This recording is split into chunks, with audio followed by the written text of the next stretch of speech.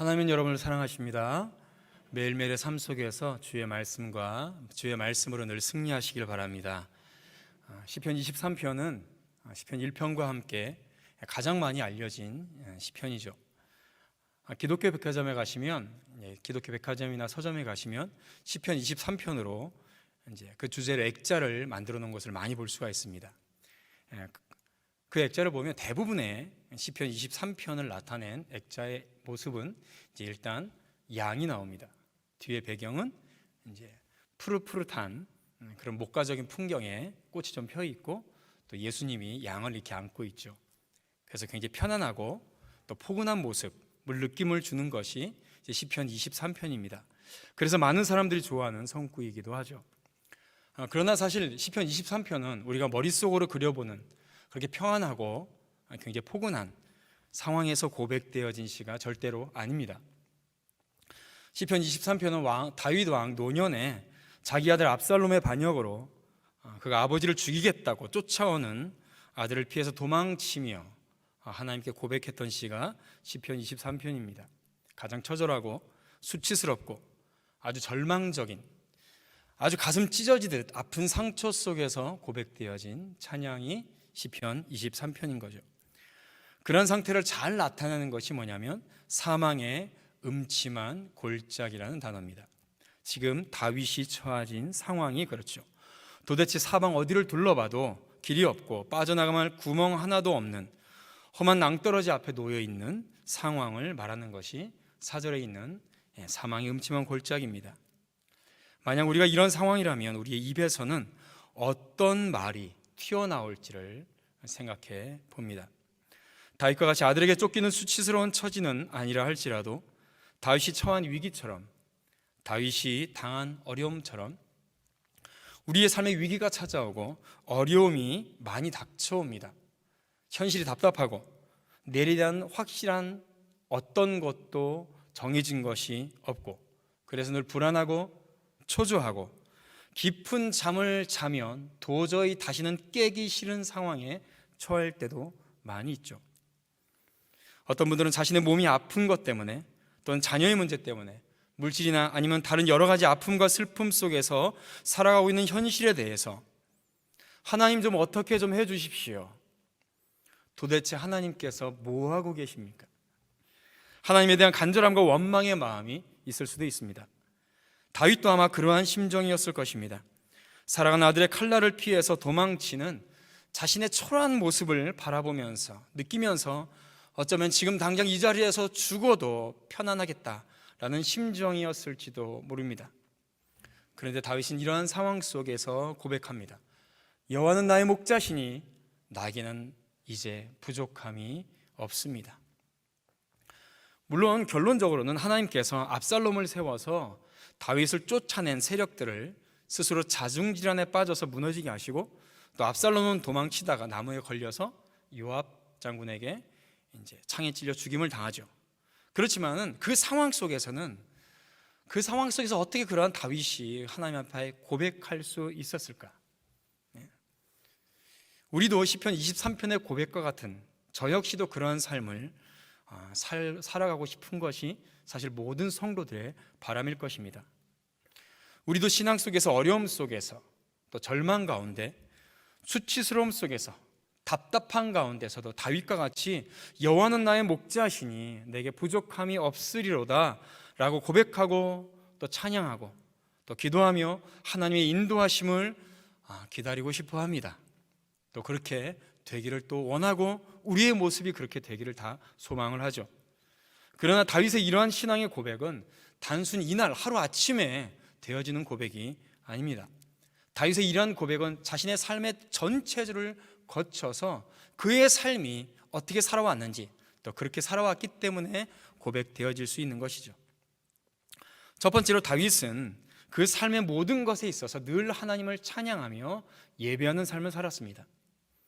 시편 150편 중에 약 절반 정도인 73편이 다윗이 고백한 찬양입니다. 다윗은 늘 하나님께 찬양하며 예배하는 삶을 살았습니다. 우리는 다윗에 대해서 생각하면 백전백승의 전쟁 영웅, 이스라엘 최고의 성군, 하나님께 그토록 사랑받았던 사람, 이 정도로 생각합니다. 그러나 다윗의 인생의 전체를 바라보면 그렇게 편안하고 안락했던 그런 날은 별로 없습니다. 그는 늘 위험 속에 살았고 전쟁 속에 살았고 목숨이 힘든 그런 상황 속에서 살았습니다. 그런 상황 속에서 그가 늘 하나님을 찬양하고 예배하는 삶을 살았다는 것은 정말 놀라운 일이죠. 일단 어렸을 때에 다윗은 아버지 이새를 대신해서 목동일을 했습니다. 이 목자 일은 굉장히 힘든 일입니다. 목동일을 할 때는 크게 보통 세 가지의 어려움이 닥칩니다. 먼저는 굉장히 외롭습니다. 팔레스타인이 우리나라처럼 곳곳에 어디 다니면 초목이 우거지고 이렇게 초록초록하고 그런 땅이 아닙니다. 그래서 양을 몰고서 항상 목초지를 찾아다녀야 됩니다. 짧게는 몇 날 며칠, 길게는 몇 달씩 찾아다녀야 됩니다. 신약 성경에 보면 예수님께서 태어나실 때 천사들을 만났던 목자들이 밖에서 잤죠. 들에서 잤습니다. 그러니까 늘 다윗도 목동일을 하면서 들에서 잤습니다. 그럴 수밖에 없죠. 집을 떠나서 늘 외로움 속에 살았습니다. 또한 굉장히 목숨이 위험한 상황에 놓여 있습니다. 사자와 곰이 또 도둑들이 항상 양떼를 노리고 달려듭니다. 양떼만 노리겠습니까? 그 양을 다시 되돌려 받으려는 목자에게도 사자나 곰이 또 이렇게 공격을 하겠죠. 그러니까 목숨의 위험을 늘 당하고 있습니다. 또한 배고픕니다. 굶주리죠. 우리나라 말에도 그렇죠. 집 떠나면 배고프다고 마찬가지입니다. 처음에 계획하기는 한 달 정도 나갔다 와야겠다라고 계획하지만은 이 모든 게 목자 일이 계획대로 되지 않습니다. 그러다가 한 달이 지나도 제대로 된 목초지를 찾지 못하고 또 제대로 된 양이 먹지를 못해도 되돌아와야 됩니다. 그러니까 이게 계획대로 되지 않으면 또 굶주림도 있습니다. 늘 이렇게 이 목동일은 굉장히 힘들고 어려운 일입니다. 어렸을 때 이렇게 보내다가 골리앗을 이제 죽이게 되죠. 전쟁터에서. 그래서 이스라엘의 군대 장관이 됩니다. 그러나 사울 왕의 시기로 아주 위험하고 그리고 어려운 전쟁터만 돌아다니죠.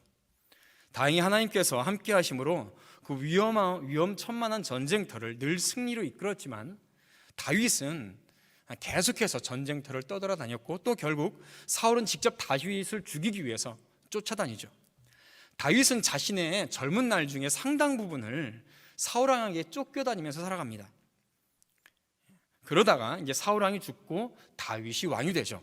하지만 처음에 다윗이 왕이 됐을 때 이스라엘 12부족 전체의 왕이 된 것이 아닙니다. 유다 족속의 왕이 됐을 뿐이죠.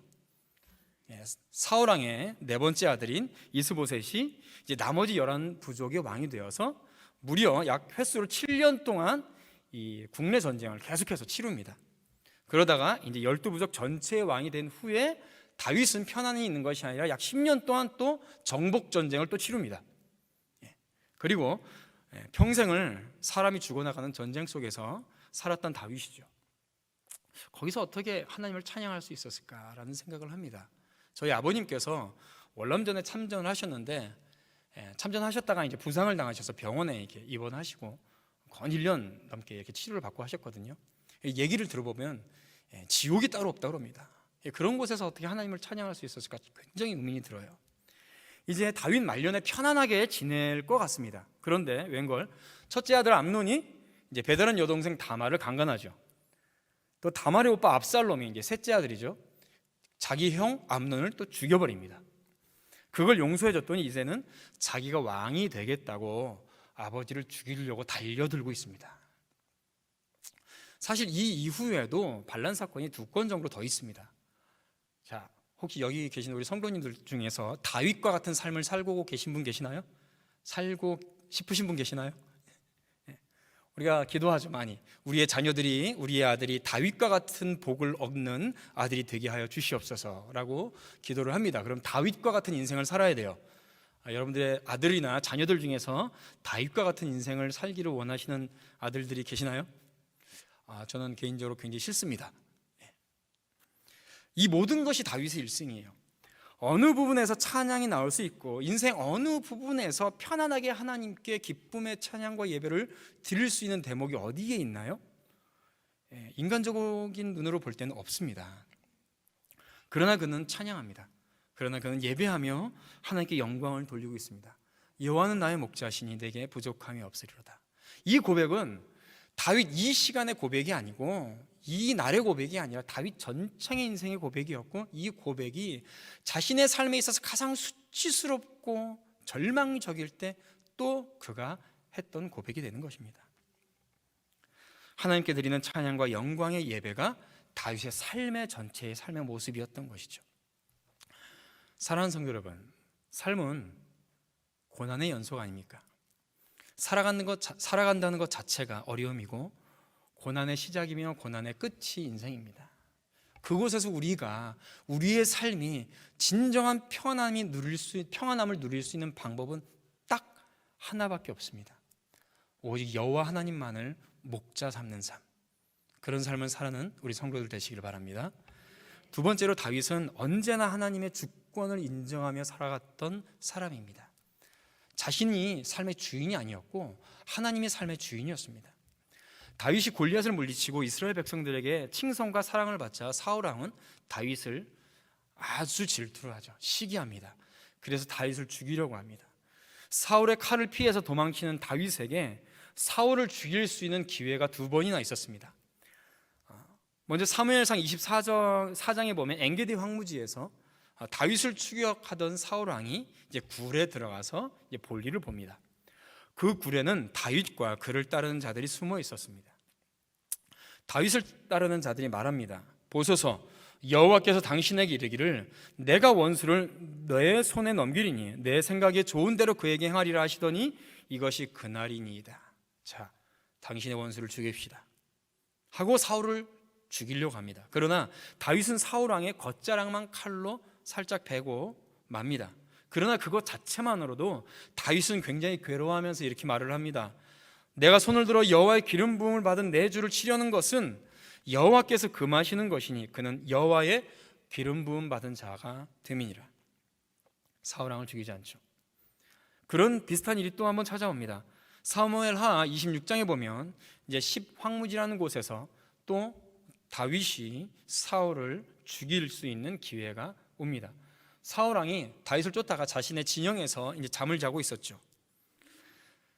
다윗을 따르던 아비새가 말합니다. 하나님이 오늘 당신의 원수를 당신의 손에 넘기셨나이다. 청하노니 내가 창으로 그를 찔러서 단번에 땅에 꽂게 하소서. 내가 그를 두 번 찌를 것이 없습니다. 지금이 기회입니다. 그런 아비새에게 다윗은 또 말합니다. 동일하게 말하죠. 죽이지 말아라. 누구든지 손을 들어 여호와의 기름 부음 받은 자를 치면 죄가 없겠느냐. 여호와께서 살아계심을 두고 맹세하노니 여호와께서 그를 치시리니 혹은 그가 죽을 날이 이르거나 또한 전쟁에 나가서 망하리라. 그리고는 창과 물병만 가지고 갑니다. 다윗은 시기와 질투 그리고 억울한 누명을 씌워서 자신을 죽이려고 한 사울을 두 번이나 죽일 수 있는 기회가 명백하게 있었음에도 불구하고 그는 그렇게 하지 않습니다. 다만 한 가지 이유 때문에, 사울 왕이 하나님께 기름 부음 받은 자였다는 것 하나 있기 때문에. 이것은 뭐냐면 하나님의 자신의 삶에 있어서 주권이 하나님께 있음을 그가 고백하는 것입니다. 그리고 그의 고백처럼 사울 왕은 버림을 받고 전쟁에 나가서 사울 왕은 망하게 되죠. 그 고백이 5절의 고백입니다. 주께서 내 원수의 목전에서 내게 상을 치러주시고 기름을 내 머리에 부으셨으니 내 잔이 넘치나이다. 이 전 인생에 있어서 그가 하나님의 주권을 인정하고 살았기 때문에 하나님이 스스로가 자신의 원수를 하나님께서 내 앞에 스스로 꿇게 만드셨고 내가 승리하게 만드셨다. 다윗의 삶이 늘 하나님을 인정하고 하나님 앞에 사는 삶, 하나님의 면전에서 하나님과 함께하고 하나님의 뜻만 따르렸던 삶을 살았기 때문에 그는 고백할 수 있었던 것입니다. 때문에 그는 그 절망적인 상황 속에서도 여호와는 나의 목자시니 내게 부족함이 없으리로다 라고 고백할 수 있었던 것이죠. 마지막으로 세 번째, 다윗은 늘 하나님께 순종하는 철저한 삶을 살았습니다. 처음에 말씀드렸듯이 다윗은 하나님을 늘 찬양하며 예배하는 삶을 살았습니다. 어떤 분은 그렇게 말합니다. 평소의 삶에 있어서 하나님께 예배하는 삶을 살면 됐지, 꼭 주일날 주일 성수에 그렇게 목매는 것이 옳으냐라는 말을 하시는 분들이 계시는데요, 그건 잘못된 생각입니다. 평소의 삶을 찬양하며 예배하는 삶을 사는 사람이 주일날 하나님께 드려지는 공예배를 기대하며 기도하며 준비하고 집중합니다. 그리고 또한 주일날 특별히 공예배 때 하나님 앞에 그 예배에 집중하며 예배드리는 사람이 대체적으로 평상시의 삶에도 그 삶을 하나님께 예배하는 삶을 살아가죠. 다윗이 그랬습니다. 다윗은 하나님께 예배하는 삶을 얼마나 사모했는지, 다윗이 이스라엘 왕이 된 이후에 하나님의 임재의 상징인 법궤가 우여곡절 끝에 다윗성에 들어오죠. 그때 다윗은 왕의 신분도 있고 다윗성으로 들어오는 법궤 앞에서 옷이 흘러내리는지도 모르고 기뻐하며 찬양하며 예배합니다. 춤추며 앞서가서 뛰며 하나님께 찬양하죠. 그것을 본 다윗의 아내이자 사울 왕의 딸인 미갈이 다윗을 업신여기며 비웃지만은 다윗은 전혀 아랑곳하지 않습니다. 그 이후에 다윗은 역대상 15장 16장 또 이후에 25장에 보면 하나님께 드려진 제사 때 이스라엘 백성들 앞에 찬양하기 위한 찬양대를 또 특별히 조직을 합니다. 다윗은 제사장의 직무와 함께 레위인 중에 특별히 노래와 악기와 음악에 출중한 사람들을 모아서 24 반열로 나눠서 그들에게 찬양을 하게 하며 하나님께 예배하게 합니다. 신령한 노래로 하나님께 찬양하고 또 신령한 그 찬양이 백성들에게 들려드리게 하죠. 하나님께 최고의 예배와 찬양을 드리는 것에 굉장히 많은 힘을 쏟습니다. 정말로 예배를 사모하며 살아가는 사람이었죠. 다윗 전이나 그 후에도 이렇게 하나님께 찬양과 예배를 기뻐하는, 그리고 또 이렇게 힘썼던 왕은 없었을 것입니다. 그런 그가 하나님께 예배하는 성전을 건축하기 원하는 것은 굉장히 당연한 일이었습니다. 그러나 다윗이 성전 건축을 원하는 소원을 하나님은 허락하지 않으십니다. 다윗이 전쟁으로 많은 피를 흘렸기 때문에 허락하지 않으십니다. 다윗 생에 있어서 그가 이루어야 할 목표는 하나님의 나라 왕국인 이스라엘이 제대로 기반에 서는 것이었죠. 역대하 22장에 보면 22장 8절 이하에 보면 너는 피를 많이 흘렸고 크게 전쟁하였느니라. 너가 내 앞에서 땅에 피를 많이 흘렸은즉 내 이름을 위하여 성전을 건축하지 못하리라. 보라, 한 아들이 내게서 나리니 그는 온순한 사람이라. 내가 그로 주변 모든 대적에게서 평온을 얻게 하리라. 그의 이름을 솔로몬이라 하리니 이는 내가 그의 생전에 평안함과 안일함을 이스라엘에 줄 것임이라. 그가 내 이름을 위하여 성전을 건축할지라. 다윗의 삶에 있어서는 성전 건축을 허락하지 않으시고 그 성전 건축을 다음 때로 넘기게 하십니다. 다윗은 비록 하나님을 위한 일이었지만은 하나님께서 허락하지 않으셨기 때문에 다윗은 그 자리에서 멈춥니다. 그대로 순종합니다. 우리는 이렇게 생각할 수 있습니다. 하나님을 위한 일인데, 그리고 또 성전 건축하는 일이 얼마나 아름답고 복된 일입니까? 왜 허락하지 않으시나? 이거 참 너무하시는 것 아닌가라고 인간적으로 그렇게 오해도 하고 또 원망도 하고 불평도 할 수가 있습니다. 그러나 다윗은 그 자리에서 그냥 멈춥니다. 그대로 순종해 버립니다. 어떤 분은 그렇게 말씀을 하시고 어떤 분은 그렇게 굉장히 그런 부분에서 욕심을 내시는 분들도 있어요. 꼭 자신에 대해서 뭔가 이루어야 된다, 내 대해서 반드시 이것을 이루어야 된다라고 꼭 이렇게 욕심을 내시는 분들이 계시는데 그것이 오히려 독이 될 수도 있습니다. 하나님께서 허락하지 않으심에 다윗은 낙심하지 않고 하나님의 약속대로 그 아들 솔로몬이 성전 건축할 때에 더 멋있는 성전 건축을 할 수 있도록 최선을 다해서 준비를 하죠. 내 생각과 내 의견과 내 뜻과 맞지 않는다고 할지라도 하나님께서 말씀하셨기 때문에 다윗은 순종하죠. 6절의 고백이 여기서 나오는 겁니다. 내 평생의 선하심과 인자하심이 반드시 나를 따르리니 내가 여호와의 집에 영원히 거하리로다. 내 생각과 다르다고 할지라도 하나님은 나의 삶에 있어서 가장 선하신 것으로, 가장 인자하신 것으로 지금까지 인도해 주셨으니 지금도 그렇게 인도해 주실 것이다. 이 고백이 그에게 있었던 것이죠. 어느 교회에 집사님께 있었던 일입니다. 하루는 학교에서 돌아온 아이가, 초등학교를 다니는 아이가 가방을 확 집어던지더니 엄마에게 달려와서 막 울더랍니다. 그러면서 막 울면서 얘기를 해요. 엄마, 우리가 코로나 슈퍼 전파자예요? 우리가 코로나를 걸리게 하는 주범이에요? 얘기를 자세히 들어보니까 학교에서 아이들이, 너 교회 다니지? 교회 다니는 사람들이 다 코로나 걸리게 한다는데 너도 교회 다니니까 너도 슈퍼 전파자야. 우리하고 놀지 마. 막 그러면서 그 아이한테 욕을 하고 왕따를 시켰대요.